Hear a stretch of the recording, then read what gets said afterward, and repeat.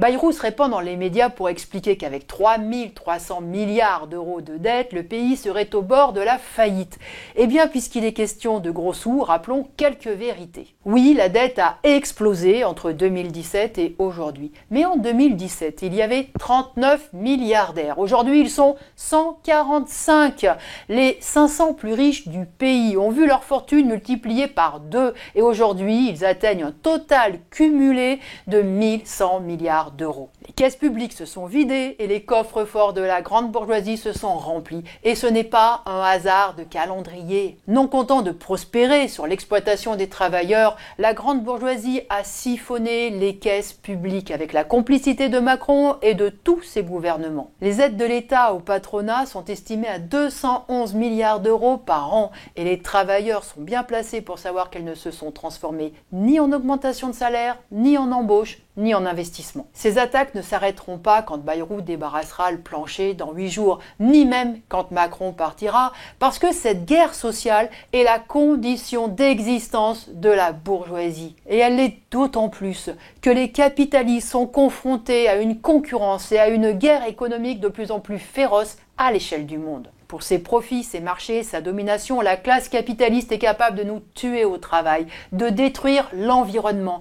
Et elle est en train de nous embarquer dans une 3e guerre mondiale. Guerre mondiale qu'elle prépare déjà intensément. Alors oui, les menaces qui pèsent sur nous sont graves. Pour autant, il n'y a aucune raison de se résigner, ni à tous ces reculs, ni à cet avenir de plus en plus barbare de la société. La crise économique, politique et morale dans laquelle la société s'enfonce est de la responsabilité exclusive d'une classe, la bourgeoisie. Eh bien, il faut la combattre en s'opposant à sa politique, à sa domination, à son système. C'est dans cette perspective que les travailleurs doivent retrouver le chemin des luttes collective. Et cette rentrée nous donne l'occasion d'en discuter largement. Des travailleurs ont décidé de profiter de l'appel à se mobiliser le 10 septembre qui a été lancé sur les réseaux sociaux pour exprimer leur colère.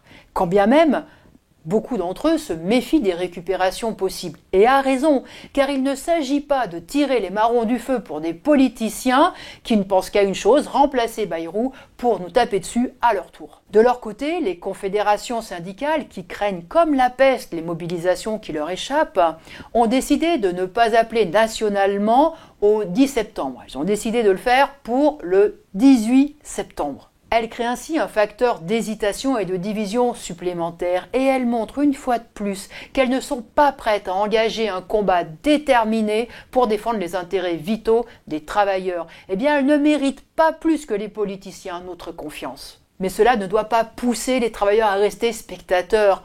Au contraire, il nous faut agir en contrôlant nous-mêmes nos luttes, c'est-à-dire en les dirigeant. Ce sera possible si nous organisons nos propres comités de lutte, permettant aux travailleurs, syndiqués ou non syndiqués, de définir collectivement leurs revendications, de choisir leurs représentants, leur stratégie et leur mode d'action. Une chose est sûre, seuls ceux qui lutteront pourront espérer se faire entendre. Et pour se faire entendre, les travailleurs disposent d'une arme bien plus puissante que toutes les pétitions en ligne, les boycotts ou les blocages, celle de la grève.